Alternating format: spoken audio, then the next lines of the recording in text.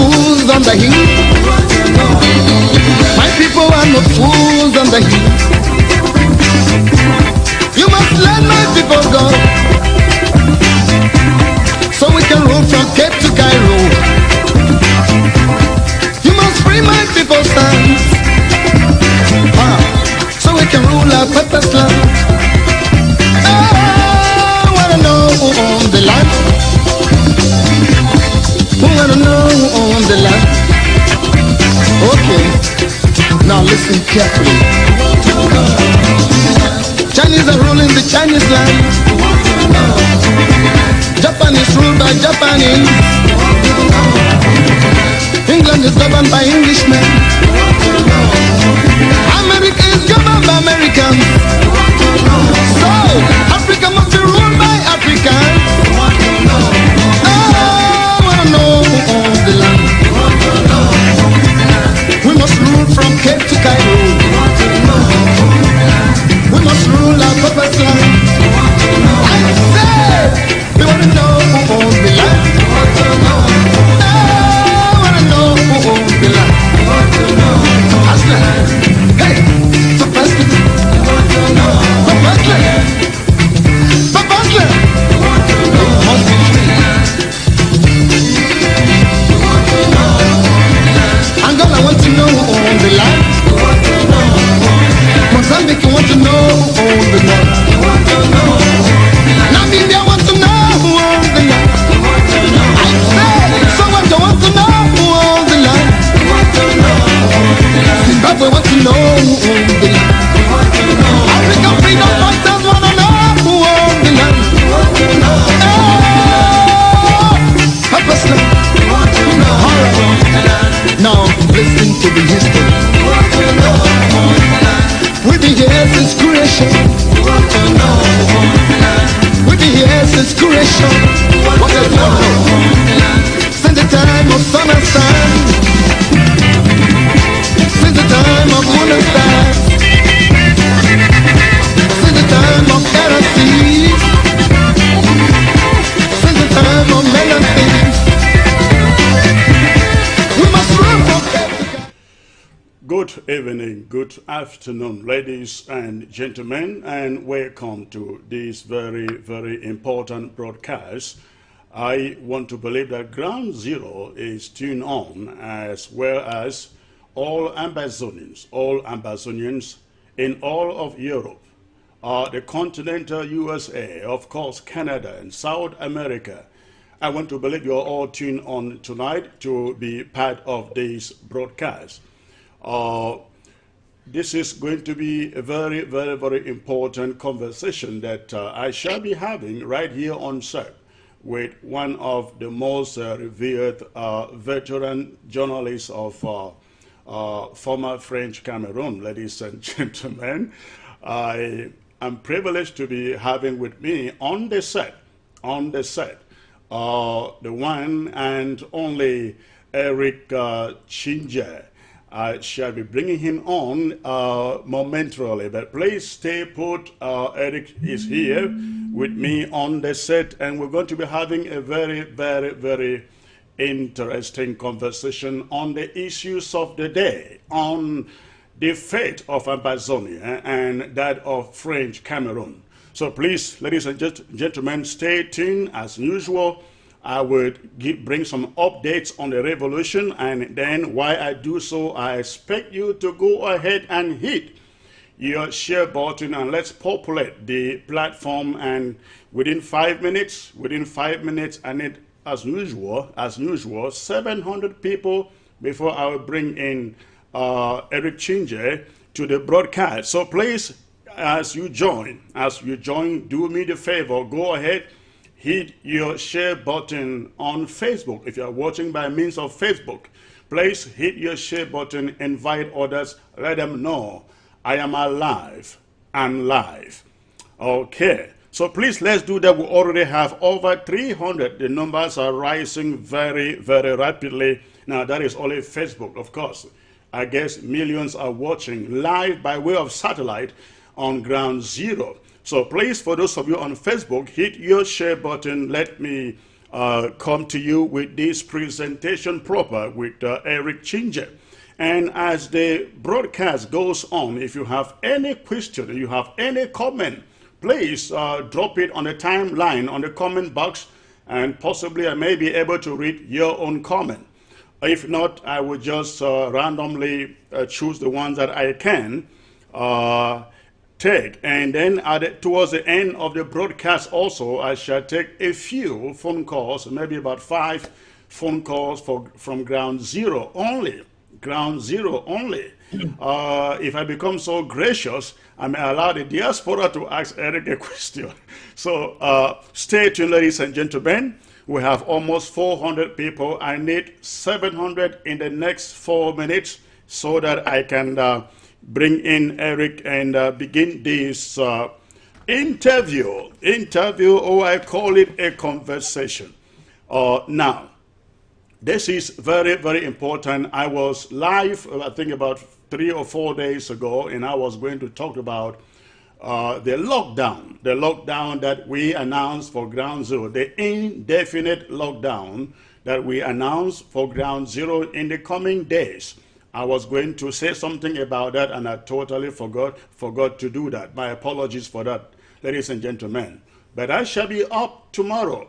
I shall be here tomorrow with a very, very, very crucial and important statement concerning security, concerning security as related to our people on Ground Zero and the restoration forces on Ground Zero to you. That will be tomorrow. Again, it's going to be a very, very, very crucial statement that I shall bring to you from the interim government. That will be same time, same place, tomorrow.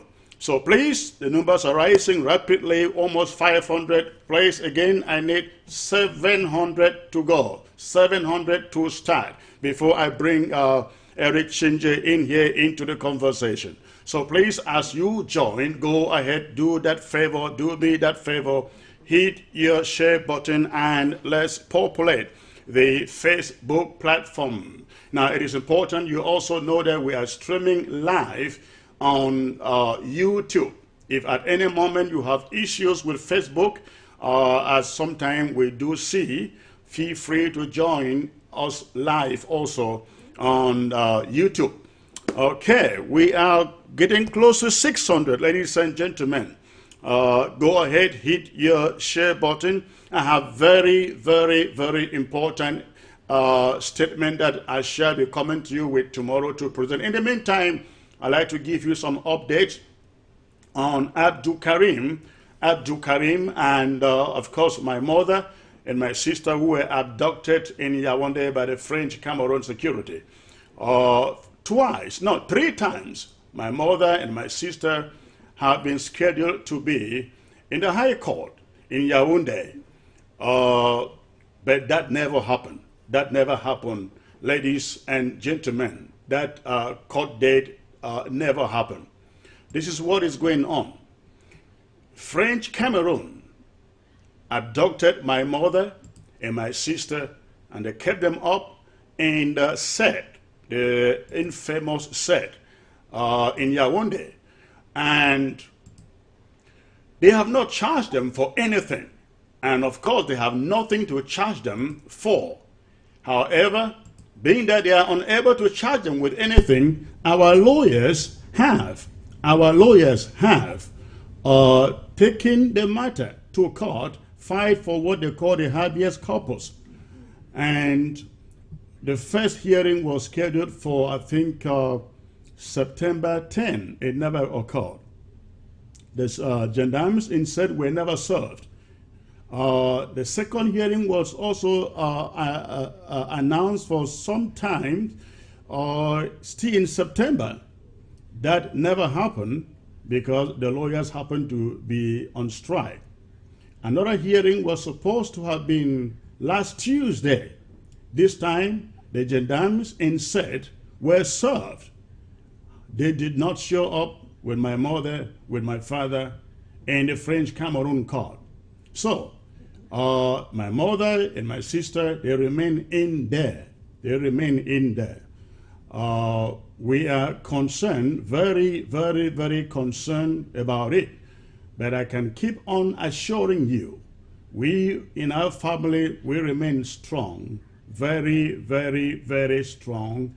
There is no compromise. Boya is the only compromise we look up to. So, now for Abdul Karim is still in set, still being detained, and again, he too has not been charged with anything, ladies and gentlemen. I know all the diplomatic pressure is being put on French Cameroon to release Abdul Karim and others, but French Cameroon, as usual, remain intransigent. They do not want to charge any of these people, I guess.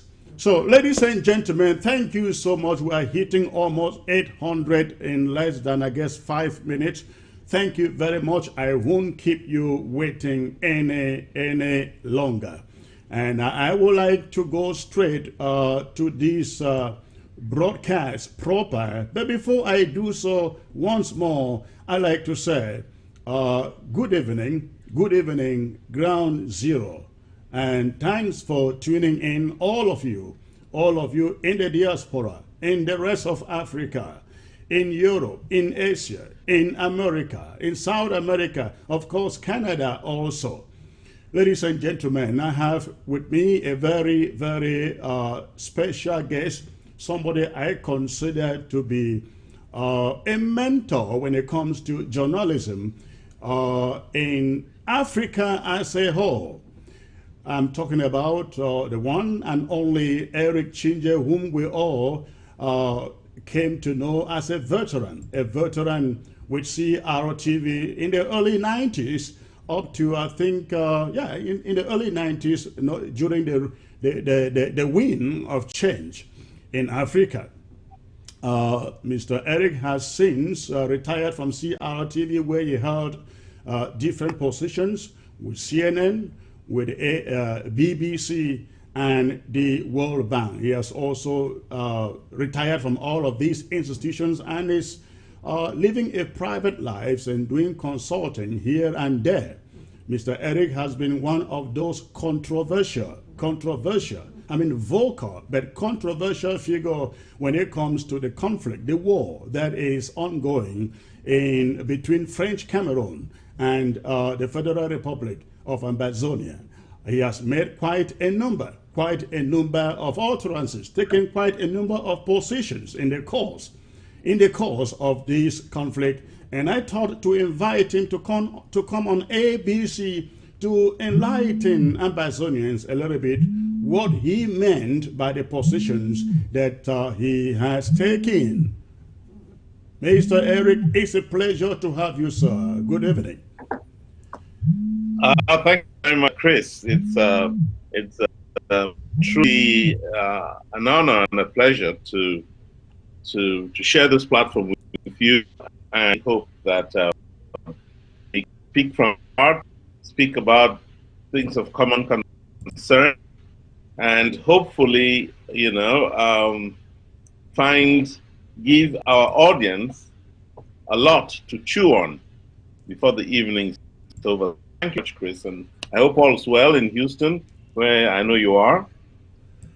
Thank you. Absolutely, everything is okay here. I want to believe that by the end of this conversation or interview, Ambazonians would have been able to understand the positions you have taken in the course of these 3 years or 4 years of this war, and maybe understand you better. Now, I want to start with this. I'd like you to take a moment and listen to this short clip. Is this you speaking to a Kenyan journalist? I think this was sometime last year, and you made this remark to the Kenyan journalist. Take a look, please.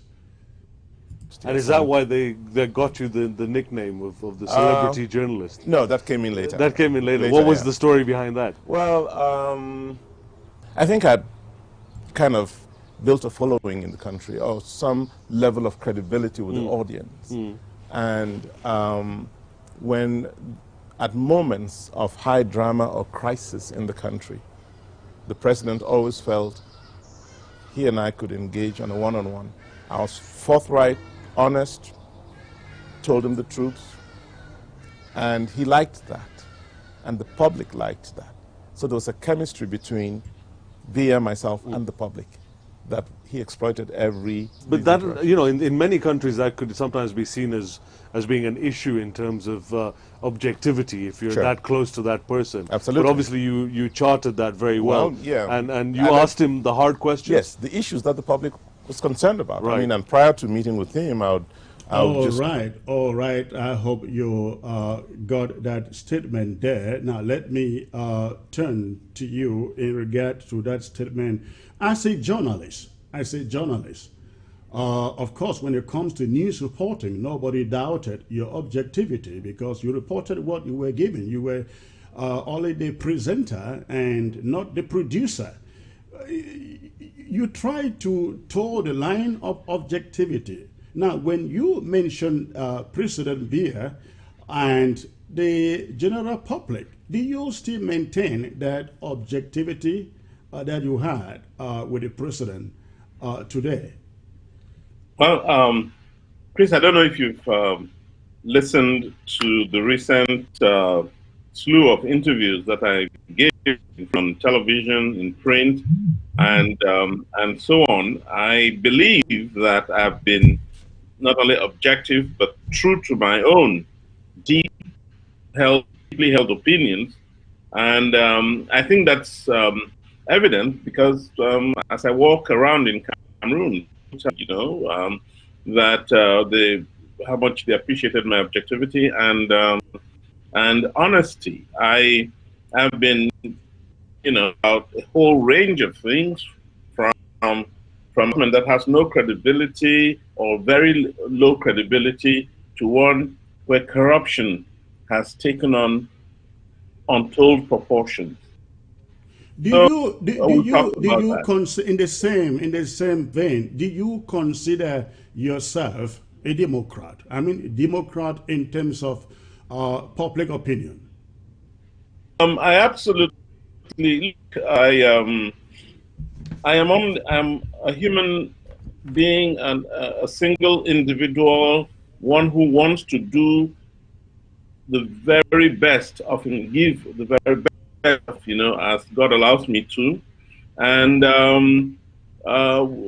with democracy, I'm totally open to opinions that are in accordance with mine or not. I believe deeply, firmly, and I respect the opinions of others. All right. I will never. On that note, Yeah. Eric, this is what you said in one of the TV stations in Douala recently. You said that you were sure that 90% of Ambazonians won independence.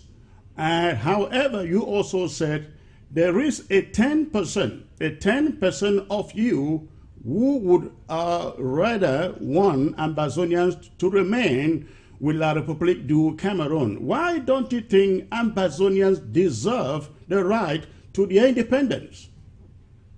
I'm not sure that I've used the term independence, but I've certainly said a vast majority of the English-speaking Cameroonians would today vote for a high level of autonomy, and it could be anything from independence to federation to decentralization to any of the structures of government that bring power to the people, that allow people to govern themselves.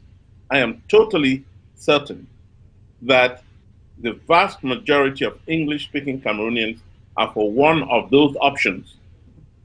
So then, why do you suppose that 10% of you who do not preach independence or autonomy for the southern Cameroon should get this overwhelming majority to get stuck with French Cameroon? That's an excellent question, Chris, and I think it's at the heart of the crisis or what's going on in the country right now. I believe very firmly.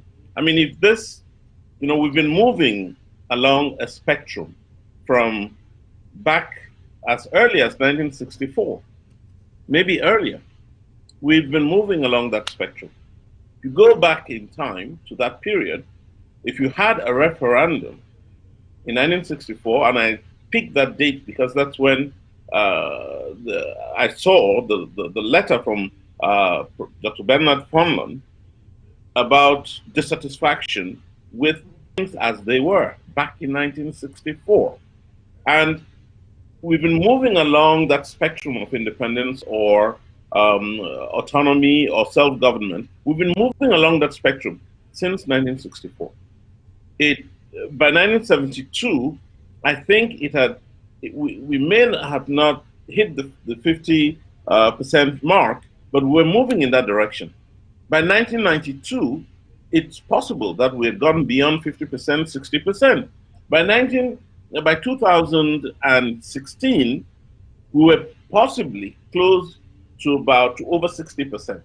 So then why do you still felt in 2016, 2019 that the 10% of you who do not believe in an autonomy for the Southern Cameroon should get the Southern Cameroon, possibly by all means, to remain with French Cameroon? Those figures you are quoting. Yes, I say these figures. I haven't carried out any a survey of any type, but the closest that I've come to seeing a survey, Cardinal Toomey, who demonstrates to me that the numbers are rising away from the current centralized system of government that we have in Cameroon, and that frustrations were rising, and rising along with those frustrations was the growing conviction that the current system has to be replaced. Now,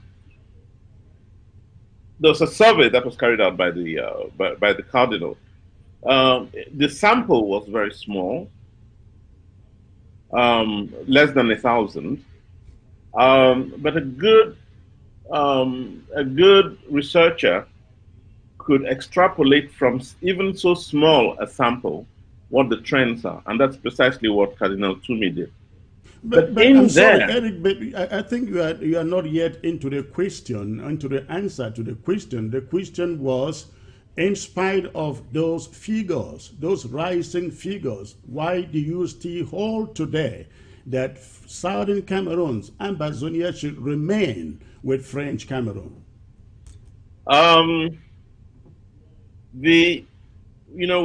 I hope we'll have time, Chris, you and me, to go into the genesis of the problem and really examine the genesis, as I said, and come to, I will not conclude, but we need to put out all the arguments.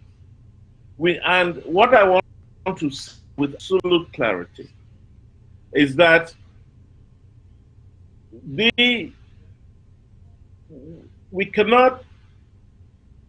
I do not feel, and this is totally my point of view, which I hope you'll agree is mine, and I have a right to, because part of the problem we have is that when I look at this crisis,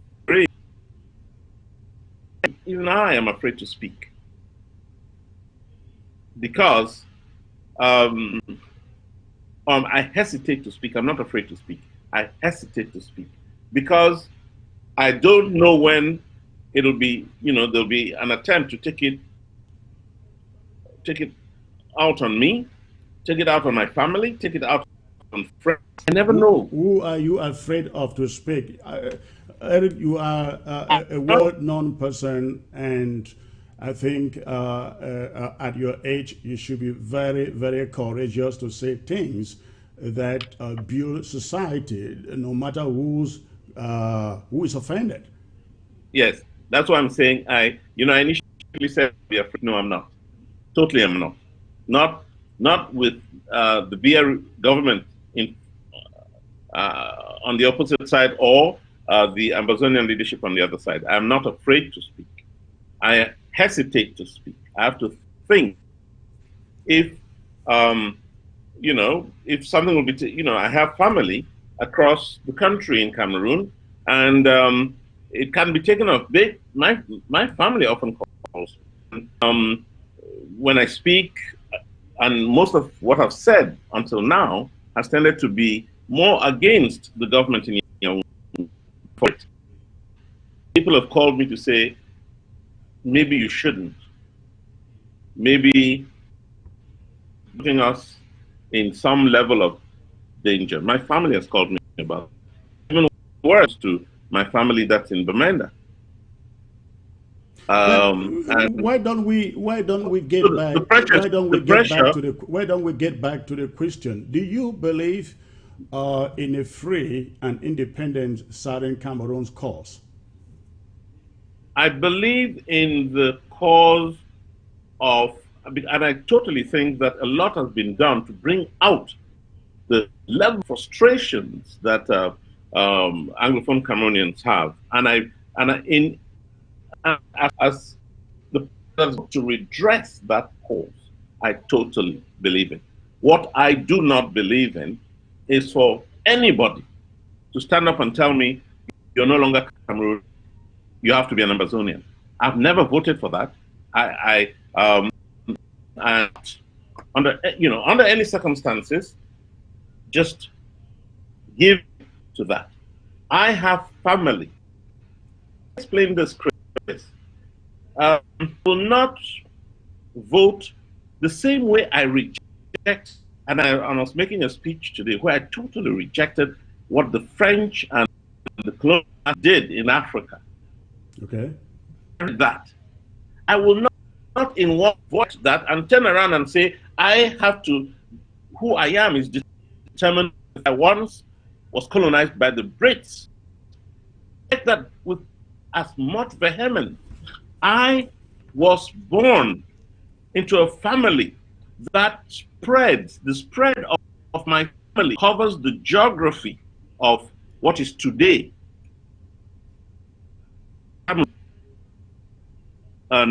west, center. The spread of my family. Who is anybody? Who is anybody to tell me that I don't deserve to claim that land? That's the land of my ancestors. No.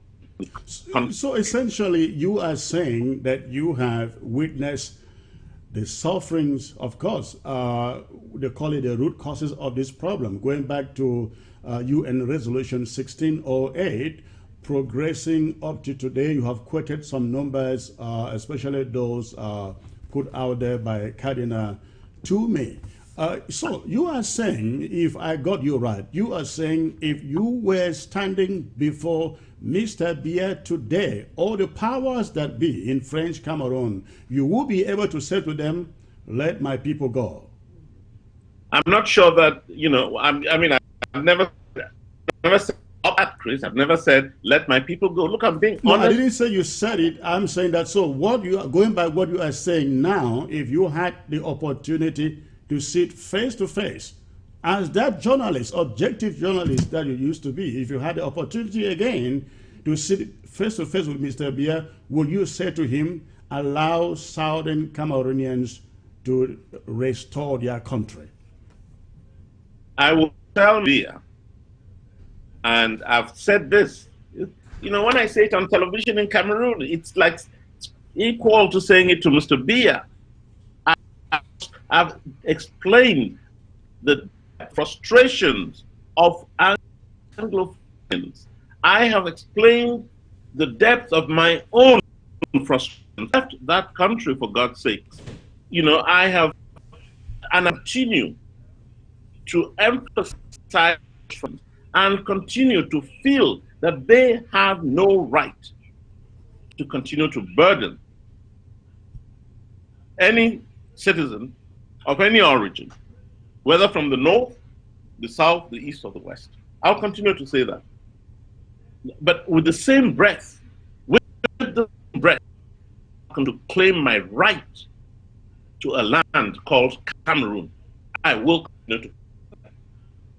Well, now, in that case, let me go back to the question that I started with. And I asked, if you still believe that the 10% of you who do not believe in freedom, restoration of independence for the southern Cameroon, why do you think, I mean, you said you're a Democrat, why do you think this overwhelming majority of Amazonians do not deserve a country of their own? Nobody is intimidating you, as you suggested, either Amazonian leadership. Nobody is intimidating you. You can choose to be a citizen of either of the countries, whichever you like. So, but the question is, why? Why yes. Do you think? Excellent. No, it's a very good question.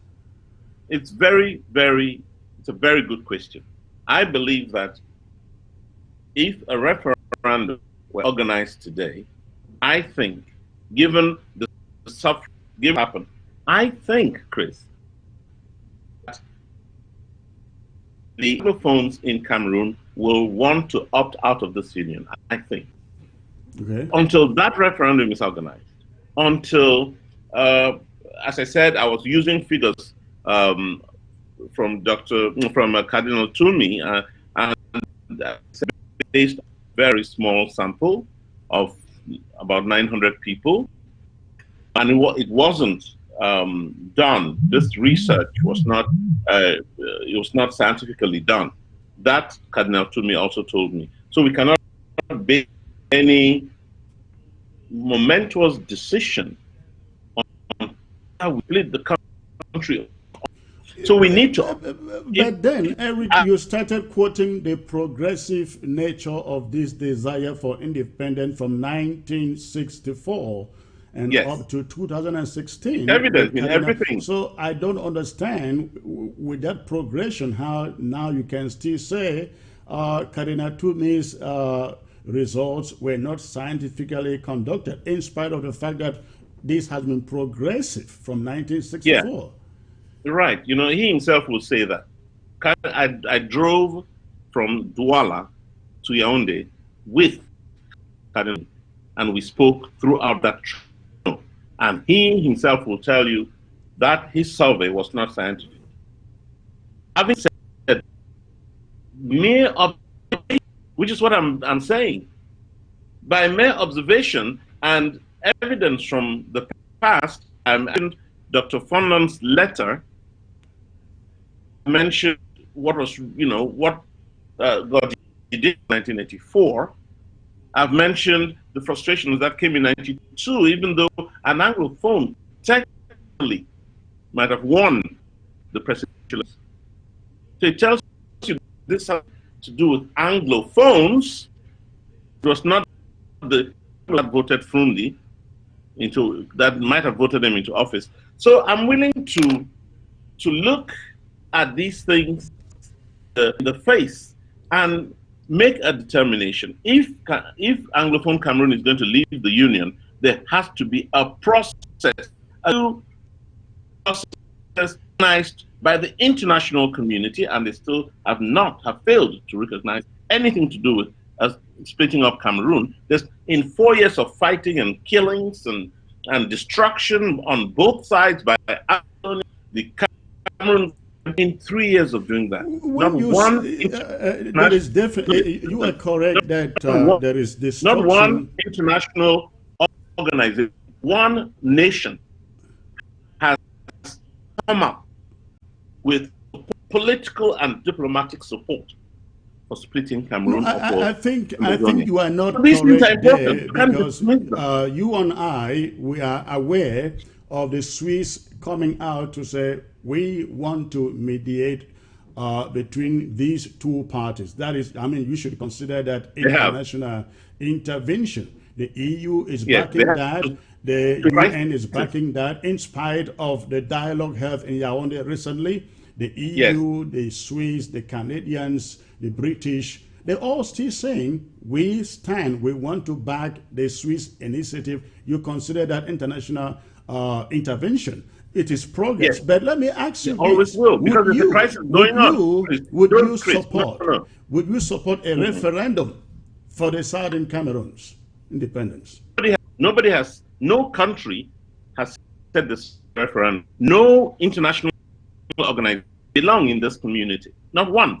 But, Eric, what I'm asking is whether you, as a Southern Cameroonian, whether you would support a referendum if one was to become a subject of debate. If one, again, that's an excellent question, because it touches on the, if you step back, you'll realize, you'd realize where this is coming from. I think there are a lot of elements that would go into making that determination that we don't have. But the question is whether you as an individual, you as a Southern Cameroonian, if that were to come up, would you support it? I am not a Southern Cameroonian. I'm a Cameroonian. Why? Chris, let's be very careful with the words we're using. I'm not a Southern Cameroonian, I'm a Cameroonian. Are you French Cameroon then? French Cameroon? Certainly not. Certainly not. There's So where do you belong? You have your legs both ways? No, there's no, from my perspective, there's no French Cameroon. As a matter of fact, we're fighting to get out the French. Okay. We're fighting, we have an authentic Cameroon. A Cameroon where the culture I belong in, recognized, the culture I emerged from is well known. That culture spreads from Bamenda and Santa where I am, through the western parts of the other parts of the country. That's the culture I'm from. That's the culture I want to talk about. I don't want to be from Francophone, Anglophone, English, French, foreign culture. For me, what you are saying again takes me back to the very first question that I asked you. You are trying to dodge. I'll answer that question. It goes back to why do you, if you don't belong to the Southern Cameroon, that is fine, it's your decision. You don't belong to French Cameroon, that is fine, it's your choice. Because I don't know where they exist. I don't know the places you're talking about are. No, the question is, if you don't believe in the independence of Southern Cameroon, 10% of you, why do you not think that these overwhelming majority whose figures who have quoted do not deserve a country of their own? And I've also asked you whether you will support a referendum for the Southern Cameroons. You still did not answer the question. Okay. Let me be forthright. I want a solution that brings peace to the country. I want a solution to the problem, to the crisis in my country. I believe that whatever it takes to end the war, to get kids back to school, to get the economy which is the string again, I believe that whatever should be to bring that peace done. Now, if it's to be, ultimately, if it has to be a referendum, and the international community accepts that, and under the circumstances surrounding the organization of that referendum, if everything that needs to be taken into account is taken into account, and we do it, I will totally bow to the outcome of that referendum. But right now, we've not done it. I don't think we've, moved. We're moving in that direction at all, and I'm not sure. And until then, I continue to remain with my country as I know it. All right, good. I think I get your point there. At least you support a referendum in case one is approved by the international community. But up to then, we'll discuss further. Now, I'd like you to stay put a minute again and listen to a statement that you made on the JDC TV. JDC TV. I think that TV station is probably in Douala or so. I'm not aware of it, but I came across that footage, and I'd like you to listen for a moment, please. I was at the Kondengi Principal Prison, where I met with different groups of people. President Siseko Julius Tabe of the secessionist movement, the Ambazonia, I should put it that way. Okay, I will stop it there and I will come back to you. Now, when you say that you met with Siseko Julius Ayuk Tabe, the president of the secessionist government, don't you think that was derogatory? No, I said of the secessionist movement. I'm sorry? I said of the secessionist movement. Right, the word secessionist, it implies that we as Ambazonians or Southern Cameroonians or Siseko is leading a kind of a breakaway or want to break away group of people. And that's why I'm asking, don't you think it is derogatory? At least what we know, this is a restorationist movement. Chris, you're my younger brother. You're a great friend of mine. I give it to you, absolutely. And and you're a great friend of mine, and I respect your intellect. But please, what's a secessionist movement? Well, I should ask you that question because I just said we are not a secessionist movement. We are a restorationist movement. Okay, maybe it was my mistake. I should have called it a restoration movement. Then the next time around, I'll put it down. Again, you move something that's established and recognized. If you want to secede from it, so if that restoration is what is the word that best describes what you do, call it restoration.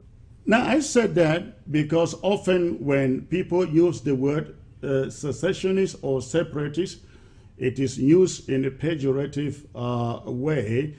And so I'm a man of language, and I use what I think is an action that is before me. All right. Again, one more clip from that interview, please. Okay. Siseko made it clear that he is for an independent state of Amazonia. Very clear. But at the same time, I saw his leadership qualities. As I said earlier in this program, I cannot divulge everything he and I talked about. But I can tell you, and if those who have ears to hear should hear me,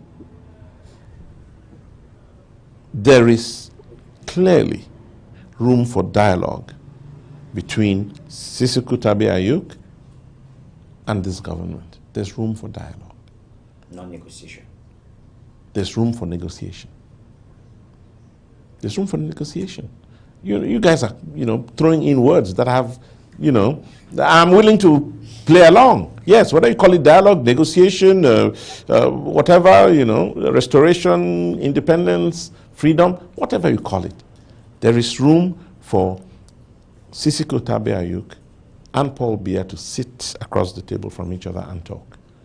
All right. Let's get back into the interview. Now, when you say you saw in Siseko Julius Ayuk Tabe a room for dialogue or negotiation between him and Paul Biya, you mean dialogue as in remaining in a one and indivisible Cameroon? Is that what you saw in Siseko?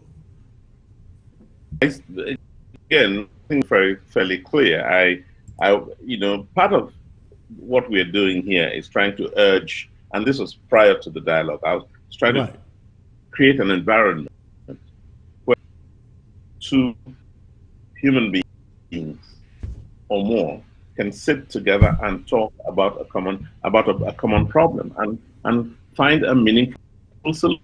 Look, so I will say it again, and I said this on television, Cameroon, in French and in English. I believe it's what I think we're working for.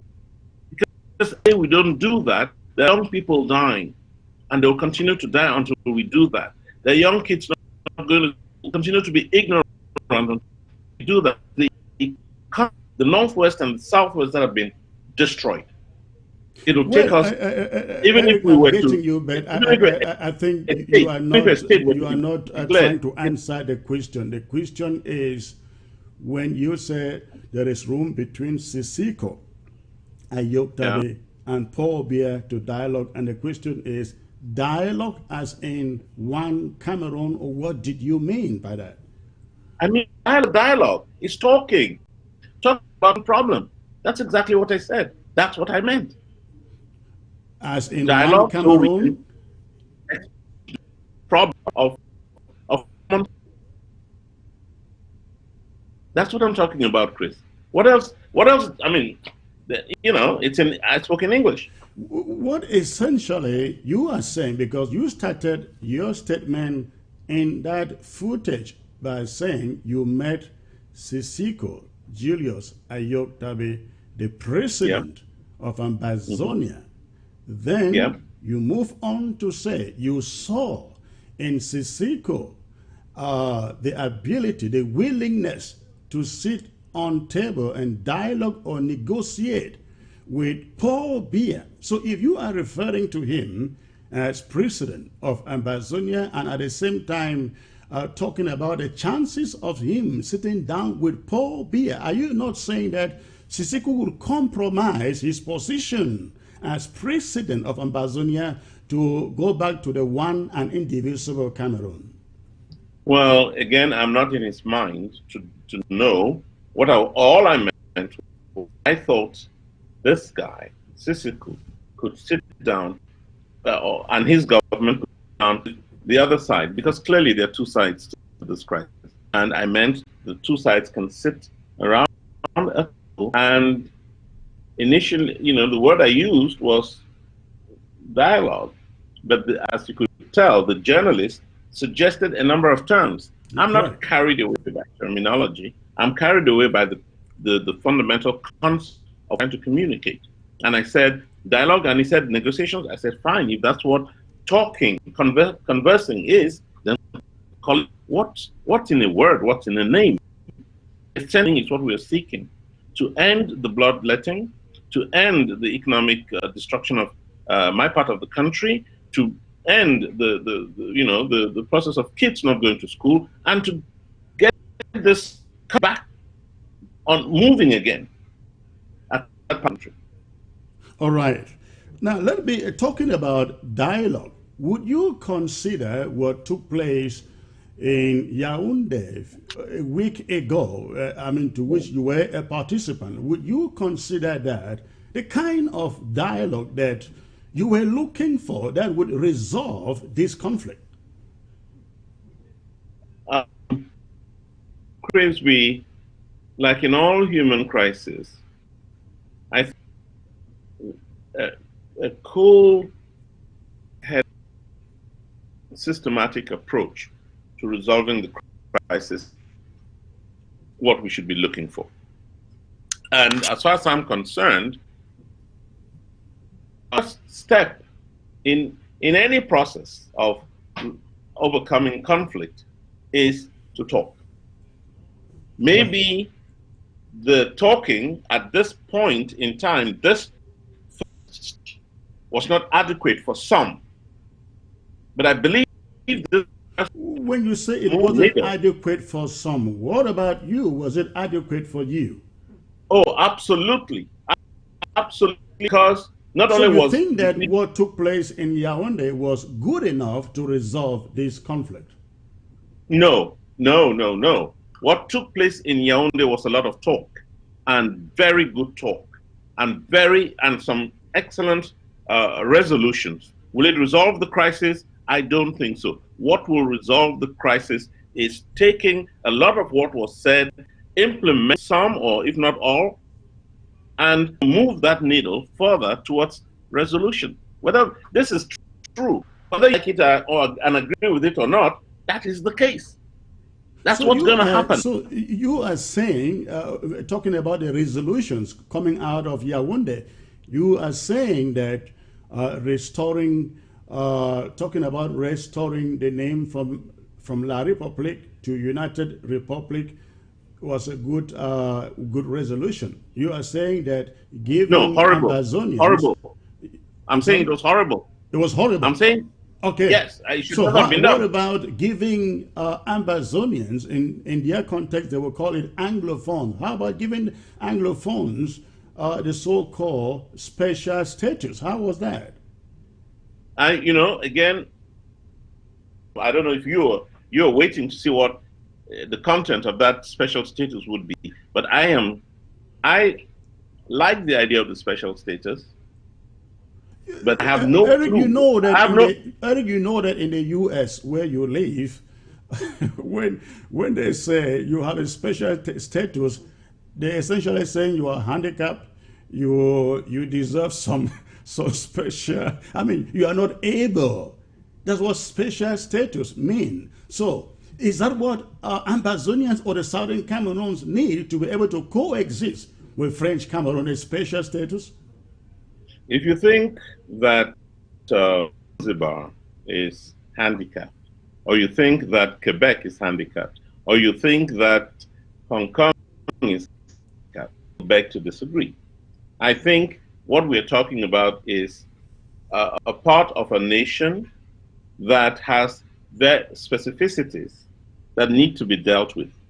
And I think recognizing the specificity of English-speaking Cameroon is a first step towards addressing a problem within that geography. That is exactly what the Yaoundé so-called dialogue did not address, did not even recognize, and that's also the same reason why you keep on hearing the international community saying we want a dialogue that goes back to the root causes of the crisis. Yaoundé never looked into that.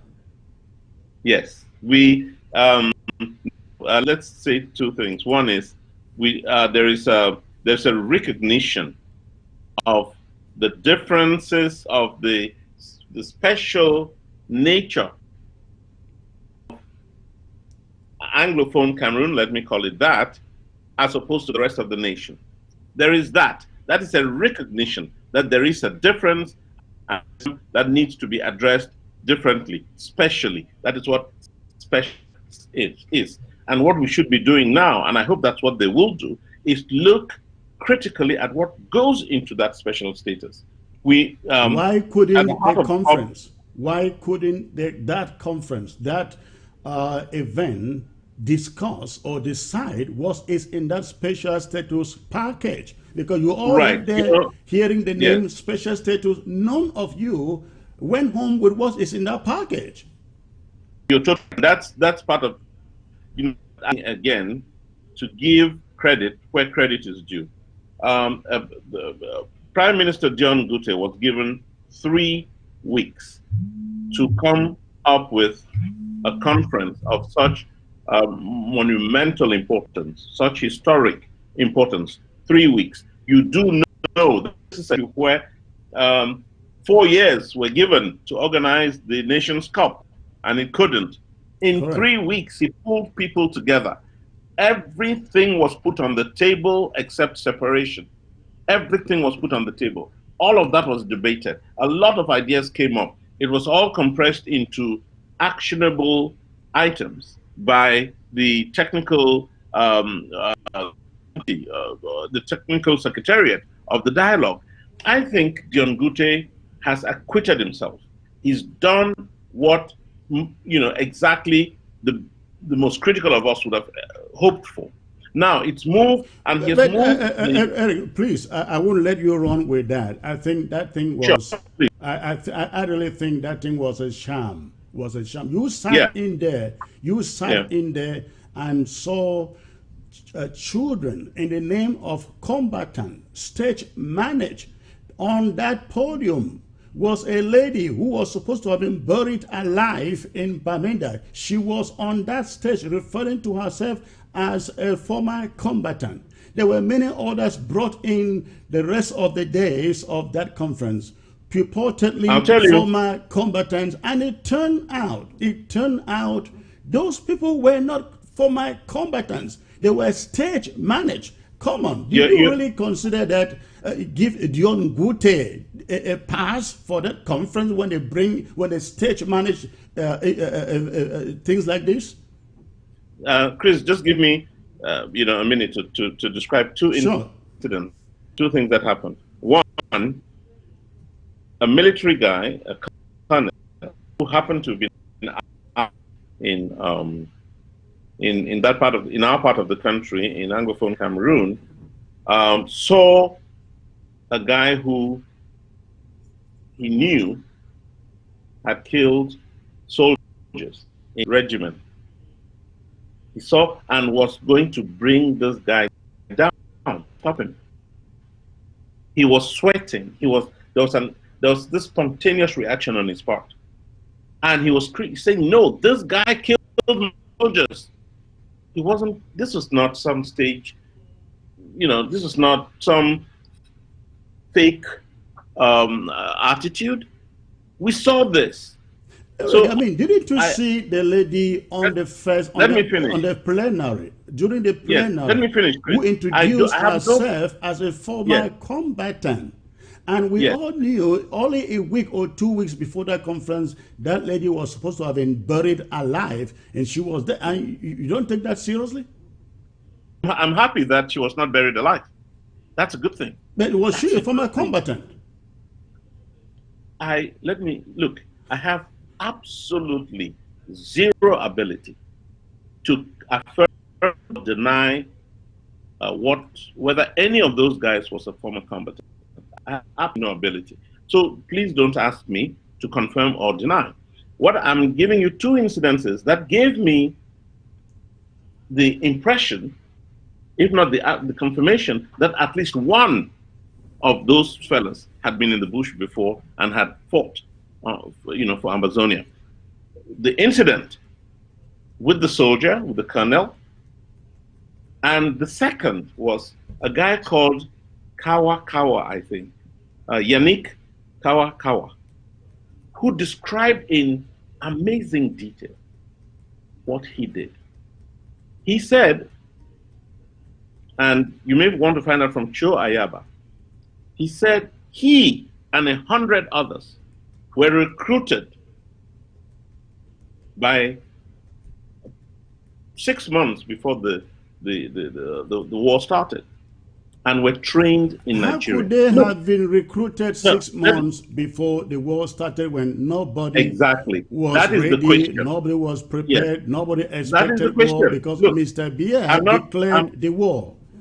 I'm not saying this as fact, but I'm telling you what this guy told me. And Chris, the truth will save us. The truth will triumph. But the truth is that let me tell you, the maybe this is not majority true. of Maybe those what boys Kawa brought was there telling me, on stage let me say this. were not former combatants. Some were brought there allegedly from Fako, some allegedly from Bamenda, and it turned out the restoration forces on the ground made audios upon audios and said, we don't know these guys. They have never belonged within our fold. And of course, there were those videos out there of their previous actions against this struggle, this revolution, that prove they have never belonged to the restoration forces. Are you saying this young man, Kawa Kawa, was never an Amazonian fighter? Are you saying that? Do you know the camp he belonged to? No. Are you saying he never was? He was never, because I don't know the camp he came out of. Do you know the camp? Because I listened to him on that stage, and he never mentioned which camp he belonged to. Other than we know he is from Bamenda, we don't know which camp he belonged to. No, he didn't come from the northwest. He came from the southwest. Okay, I think he mentioned, Manfei or so. But then it's easy to say I come from the southwest without saying which camp, which battalion, which community in the southwest, which camp did you belong to? Are you coming out of from the southwest? Yes, I didn't ask him. I don't know if anybody did. Don't you think that somebody would have asked him that question? Yes, I don't, I didn't get into that. It was not, I happened to run into him and started a conversation with him, and he gave me incredible details about how they prepared for this war. And Chris, if all he told me are lies, then those will haunt all of us. And if what he told me is true, will triumph.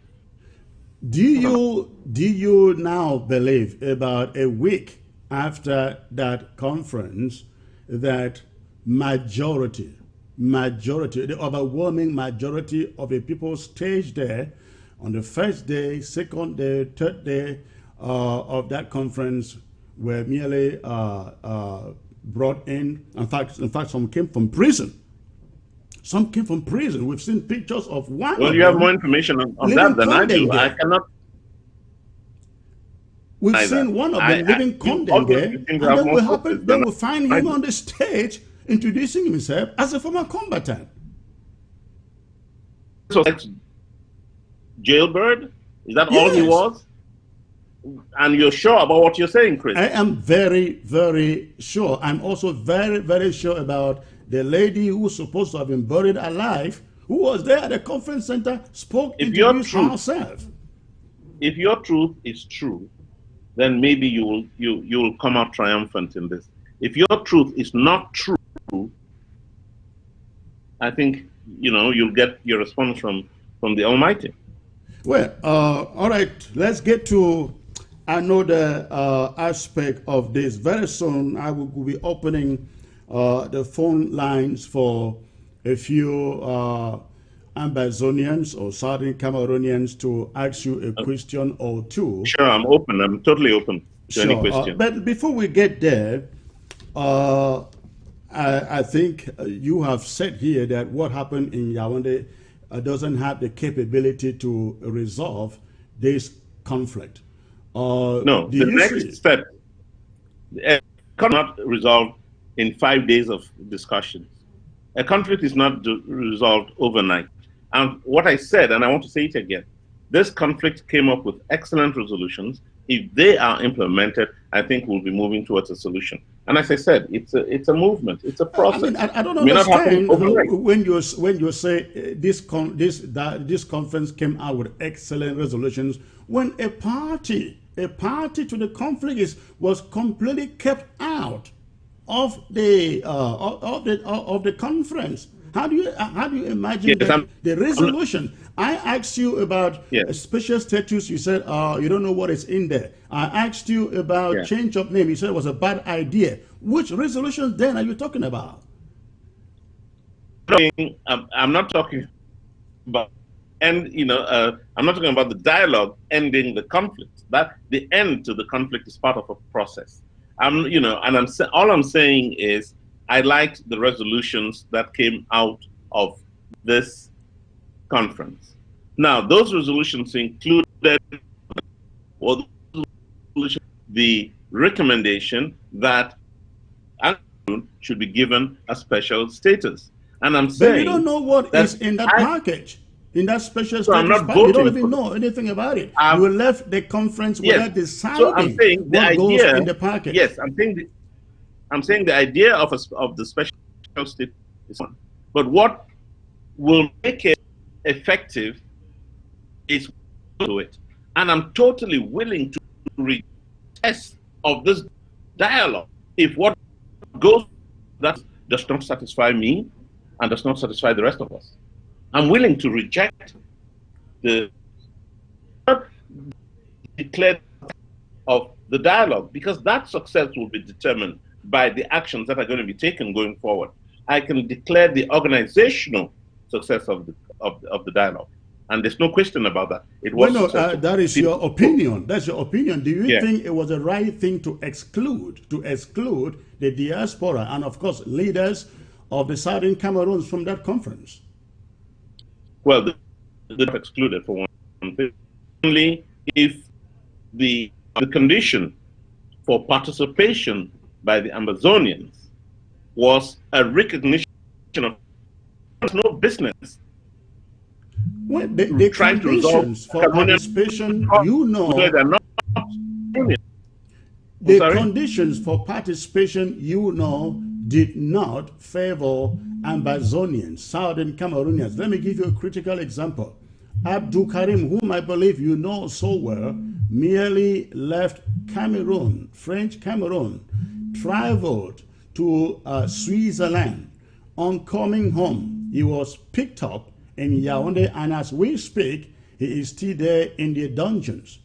The reason, of course, we were invited, but we said we do not believe that there is any security for any of us going there to attend that meeting. We said, take it to a neutral country, bring in a neutral facilitator, and we will be there.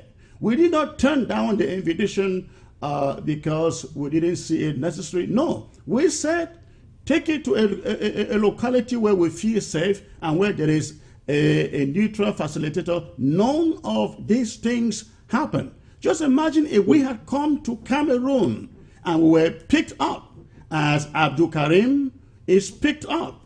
Is that a type of conference we said was successful without the other party in the conflict?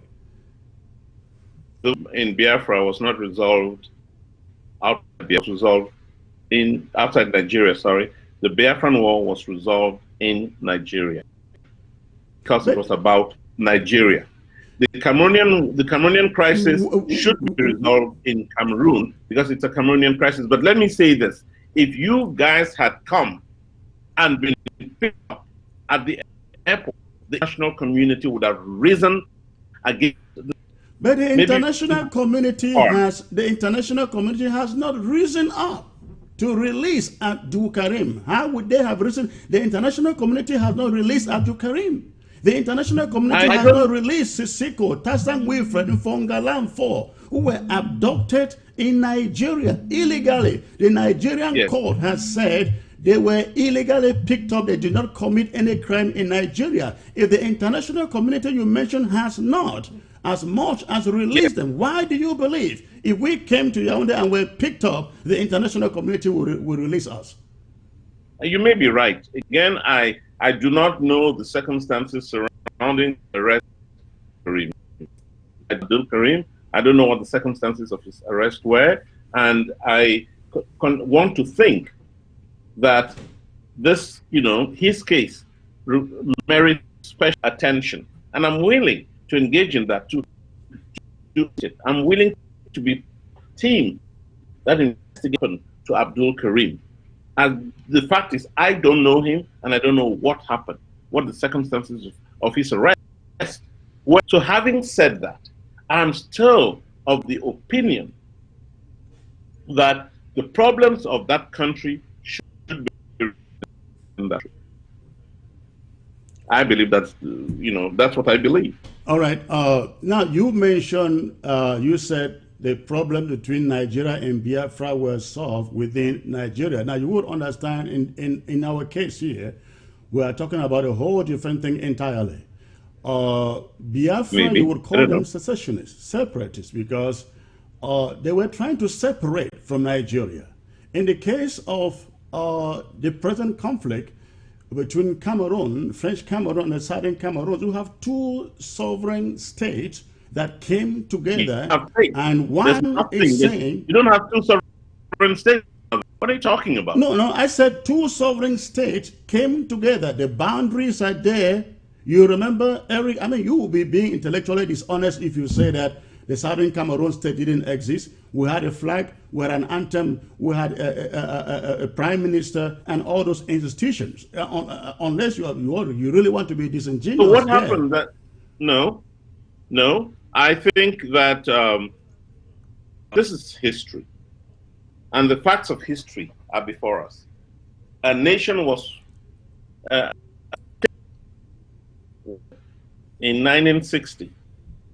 A nation was built in 1961 with full diplomatic rights, with a flag, with an anthem, all the accoutrements of a nation, all the symbols of nationhood were available to this new country on the 1st of October 1960. They were available. I'm not making this up. History is there to prove it. I agree with you. But through the years, there have been ups and downs, tensions and crises of all natures, but the essential arrangements of 1961 are still in place. They're still in place. The UN recognizes that. The African Union recognizes that. All the nations of the world with which Eric, this but country has then the diplomatic, no, no, African listen, with which Union this country has Constitutive diplomatic Act, relations, they all recognize that. the African Union Constitutive Act recognizes French Cameroon and Southern Cameroon as two separate states with two separate boundaries. You may want to check that out. That's what the I won't let African you Union get away with a believes. historical lie. But then you also have to realize, Eric, that yes, something took place in 1961. Yeah, but October what you're saying is October 1961. The UN it's a process, historical untruth. the Chris. UN process, Article 1608. You will realize never really actually gave both countries, as you know, any articles of association. In other words, there was never a union between French Cameroon and the Southern Cameroons, if you are quoting the United Nations. You know that. Cameroon has one seat in the UN. Cameroon has one seat in the African Union. Cameroon has one seat in CEMAC. In all of these international organizations, if you could give me one example of a symbol of nationhood, if you could give me one nation that has recognized or even is moving towards recognizing two states within that geography, if you can give me one, well, Chris, all right, in 3 years, let me take that. Let me say this. Until we still have not been able to do that. Until the Southern Sudan became an independent nation. The Sudan had only one seat at the UN, one seat at the AU, until Eritrea became a nation. There was only one seat for Ethiopia in the UN and AU. You can. What about Senegambia? Until they separated, there was only one seat. Now look at the picture. Listen. Look at the picture of the Southern Cameroons.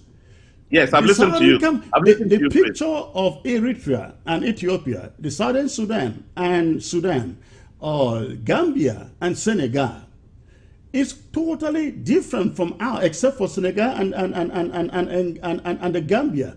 You have a situation in the Cameroons, where both states had their sovereignties, that they now have one seat at the UN and one at the AU, doesn't cancel the fact that the same international organization recognizes two separate borders for these two territories. Let me say this. The United States fought. I have worked with Salva Kiir of South Sudan. I've sat at his table and had dinner with him and one other person, who this whole South Sudan. Do you know, Chris, that John Garang, who was leader of South Sudan, the mythical leader of South Sudan, did not want the separation of his country? Do you know why that country was separated? Because America supported them. America supported them because the evangelical movement in America said, couched the crisis in that country around religion, and the American. How about Senegambia? The American. How about Senegambia separating from Senegal? How about Eritrea separating from Ethiopia? Yes. Okay. Let me. You've asked three. Let me explain the three, so that the constant half truths that continue to fuel the crisis in Cameroon can at least be put in perspective by a lot of young people who don't know the truth about the full story. Let's take each one. Sudan. The Sudanese, the Americans were the ones who provided the support that took South Sudan out of the Greater Sudan over religious grounds. It was not the Sudanese. They had the major support of America from the get-go. So let's put the Sudan story. It does Well, not. It does not reflect. No, no. if you Listen, if please. you take Let me just. that premise, if you Please. take that route, I will ask you for how long? How long did the Southern Sudanese had to fight to get their independence? Now, As I ask long a as question because if you claim that the Southern Sudanese got their independence because they had a supporter, they had to fight for 20 or over 20 years. How? I mean, in 3 years, we have the international community saying we are coming into the middle to resolve this thing, and we must go back, and you must go back to the root causes of the problem. Why don't you see that as America coming in to intervene in this crisis, Eric? Okay, I mean, I wish I could give you an answer that would satisfy you, but the fact is, we don't have a single country backing separation in Cameroon, as we had France back Biafra, as we had the United States back South Sudan. This is absolute historical truth. But So, the point I'm saying is, let me take. I want to but take the you point three I'm saying countries. is, we have only been in this for 3 years, and the countries you are naming were in there for over 20 years. Why don't you see this intervention by the international Biafra was community in the Biafra negotiation fought for as three. an intervention of America? Yeah, Biafra fought for 3 years. A million people died, and Biafra had the support of France, not America, and it ultimately could not sustain the war. We've not had one country even back us. South Sudan had the Americans No, backing no, it. that is, Eritrea, no, no, no, I won't, well, please go ahead. accept that to say we don't have a country that backs up. You are very much aware of the Swiss initiative. They have The within Swiss, 3 years, the they have Swiss, within the 3 Swiss years government, said we are the coming Swiss, to weigh into this crisis. The international the community Swiss, has come in to say we are weighing into this crisis. The Chris, Americans, the UN have said the dialogue that took place in Yaoundé was no dialogue. You got to go back to the root causes. Why are you not Chris. considering all this? Yes, I'm considering everything and telling you that the Swiss government that you're talking about is not in support of of splitting Cameroon. So Not in support. how did you know A that? Swiss N, a Maybe you Swiss are an N, insider. How did you know that? a Swiss NGO has offered its services to mediate, and the government said we need a mediator if the Cameroonians and if the conflicting parties in Cameroon agree, then you can go ahead as a mediator. The But Swiss, the Chris, Swiss please NGO, let us be clear that we will try as much as we can to keep with the truth. the bills for the Swiss NGO are being footed by the Canadians. I'm sure you are aware of this. And you know, these people will not put down a dime if there were no prospects for a settlement. If there were no prospect for a settlement. So it is not about some NGO coming in between. Everybody hopes, everybody sees the prospects of a settlement of a Cameroon, within Cameroon, Of within course, the every boundary. crisis ends or conflict ends in a settlement, and that's a Exactly. chance, the opportunity I want you to give this Southern Cameroon conflict. You are not saying it. You are just quoting, "Oh, America is not there. The No, French I are not want there." to. I want to. If you tell me anything that will move us towards a resolution, All I'll be right. more than willing to take it. If we can even get if we can get this nation and the community of nations to propose something that's workable, I will be the first to jump at it. But that is what Because we I are talking want peace. about the presence of the international community through the Swiss initiative. That's what we are looking. That's what we are looking for. So, but anyways, let's see if we can get to the phones and take some questions from Ambazonians. Ladies and gentlemen, you have the phone line on your screen. The lines are open. We take calls from ground zero, and please, when you And please, when you call, you can only call on WhatsApp. You can only call on WhatsApp. Let me know where you call. Hello, sir. Yeah, hello? Hello. Yeah, good evening, sir. Sir Chris? Good evening, sir. Where are you calling good evening, from? Mr. Chris. Where are you calling from? Yeah.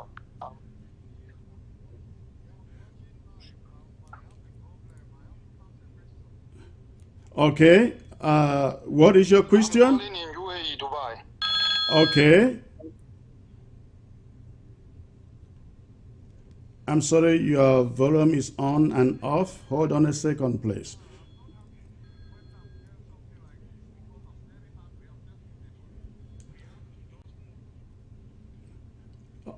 Please give me a moment. Let me correct these phones. Hold on, please. Hold on.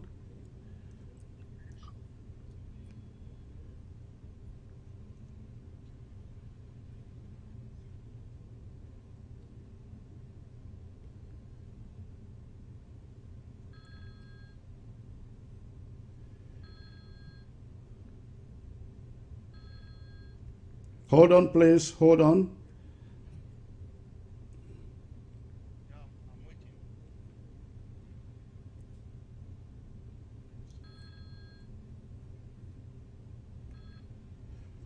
Please, we are not accepting direct calls. You can only call using WhatsApp. We are not accepting direct calls. The phone number is on your screen, and you have the instructions to call using WhatsApp only.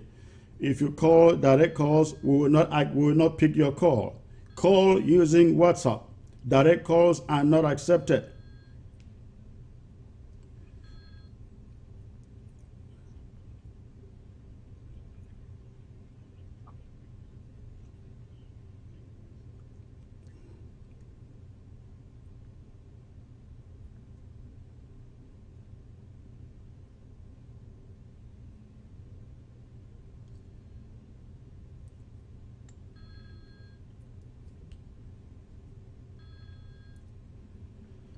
I'm sorry, ladies and gentlemen. Some people just don't get instructions. We're asking them when they call on direct calls, the calls on WhatsApp are interrupted.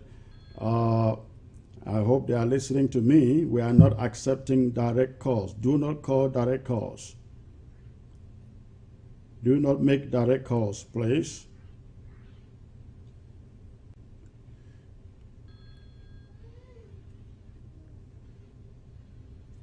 We will not take direct calls, please.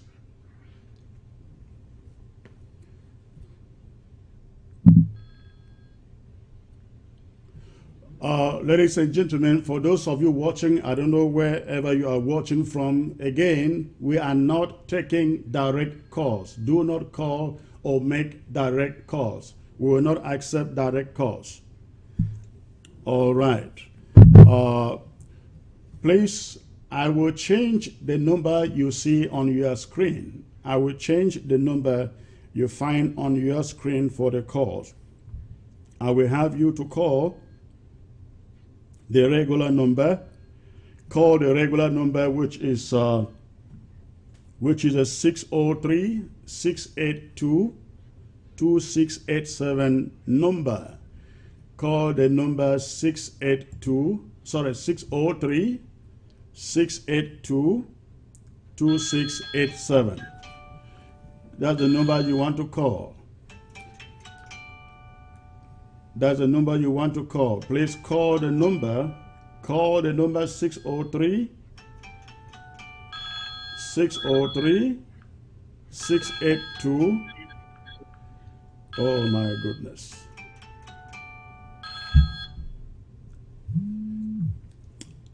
All right.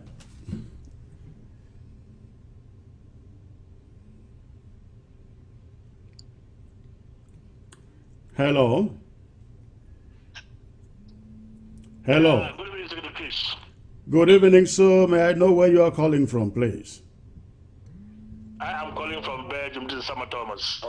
Thank you. Good evening, sir. What is your question or your contribution?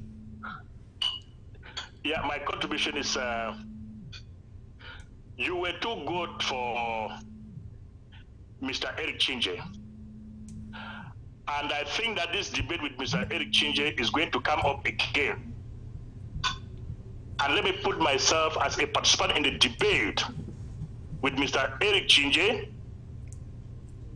taking into consideration Mr. Chinje's educational level and mine, which have never seen the four walls of class 1 in secondary school, which means I love just primary school, but I want to get a debate with Mr. Chinje about the Southern Cameroons. Let me go now to my question. When did La République du Cameroun got her independence? This is to Mr. Chinje. And again, I will tell Mr. Chinje that when I was still a teenager, I admire him very much when he was with CRTV. Let me put the second question to Mr. Chinje. What happened to the cream of journalists that were working with CRTV, including Mr. Chinje, Temfak Ofege, Boo Herbert, Zach Angafo, late Akwanka Joe Indifo? I thought Mr. Chinje left CRTV out of his disgruntlement and the treatment that the occupational system in the Southern Cameroons meted on Southern Cameroons working with CRTV. But so what's your question? Well, my question is the amount of intellectual dishonesty that Mr. Chinje has expressed by refusing to accept historical facts that the Southern Cameroons was a state recognized by the international community as a sovereign state, coming into a union with the Cameroon. So Mr. Chinje, instead of being honest with himself and educating Southern Cameroonians on their demise, he has chosen to dine with the devils. So I want a debate one-on-one with Mr. Chinje to challenge him that the Southern Cameroons have been a state and occupied by La République du Cameroon. These are enablers. He talk of being afraid. I am one of those that will champion the lynching of Chinje and his entire family. All right. Thank you for calling. Thank you for calling. Thank you for calling. That is your opinion. I will allow Eric to respond to you. Eric. Yeah, thanks a lot, Chris. And I hope our friend Andrew is listening. First of all, in a democratic state, talk of lynching. It's really, and I would never want to belong to a non-democratic state if I could help it. So he's not helping the cause of Amazonia by threatening everybody with whom he disagrees. I think this is unfortunately come to be, the feeling of those who don't, who hold contrary opinions. So, my friend, I would love to debate you. But I'll always respect your point of view. Secondly, you talk about intellectual dishonesty because I refuse to recognize a state that was. The United Nations that held Cameroon as a trust territory, unfortunately, decided on how it was going to grant these trust territories independence. And that was done by the United Nations in 1961. The votings and the pattern of voting and the views expressed did not create a nation. That nation was created in 1961 on the 1st of October after a referendum in which the decision was made. We could have rejected that referendum. We could have rejected the process that was agreed to. So do not talk about intellectual dishonesty. You, my friend, and all those who've convinced you are people who are intellectually dishonest. And then with regard to me leaving CRTV in disgruntlement, no, far from the fact. I did not leave CRTV a disgruntled person. I was frustrated. I was angry with the frustrations, but I was believe all times that I will position myself someday to correct those frustrations. And All right. I believe I have. Thank you for that answer. Let's take the next question, please. Hello. Hello. Hello, Mr. Secretary. Yes, sir. May I know where you're calling from, please? This is UN calling from Los Angeles. I just have two questions to Mr. Eric Chinje. You know, when countries are named, they are named after their independence. So I want him to really define the territorial integrity of La République du Cameroon when they got their independence. And I want to ask him why did the United Nations give Cameroon government, Paul Biya in particular, 2 maps in 2010. And then I want to tell Eric Chinje that the Sudanese case was not resolved in Sudan. And that if he says that 90% of Amazonians, they are for independence, and he said he's a Democrat, why then can he not practice the philosophy of majority carries the vote? And lastly, he has accepted the position of a mediator from La République, from Paul Biya.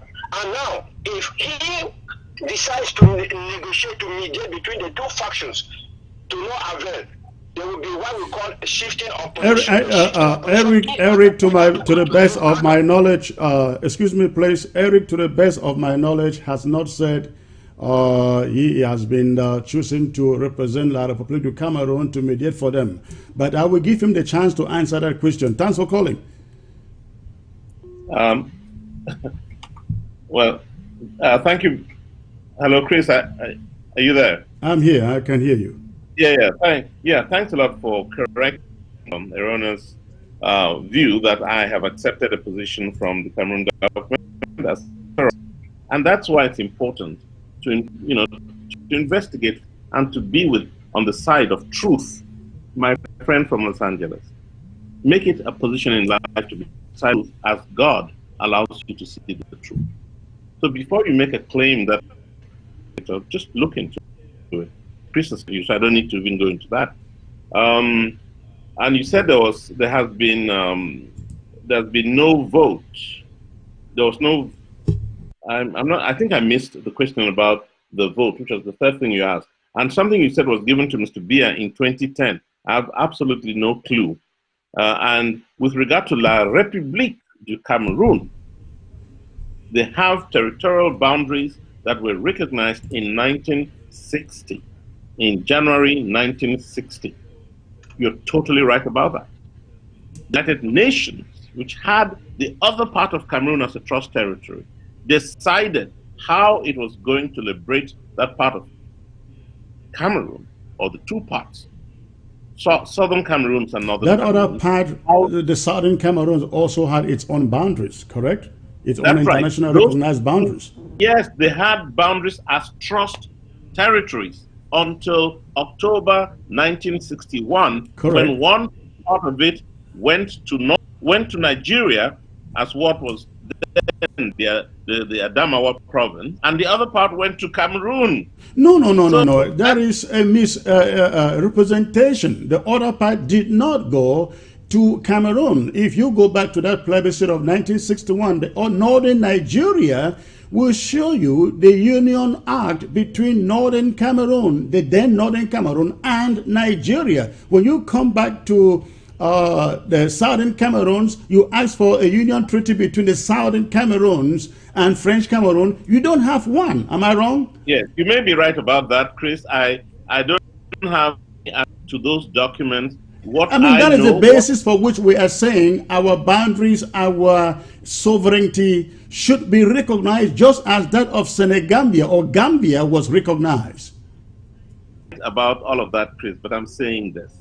What ordinary citizens see, what I as an ordinary citizen see, is the recognition by the United Nations of a flag that carried at the time 2 stars on the yellow banner. The 2 stars represented 2 sovereign states with 2 internationally recognized boundaries, isn't it? Exactly, which the UN accepted and seated. So why are you saying then that the Southern Cameroon joined French Cameroon if they had 2 stars representing sovereignty for each of those states?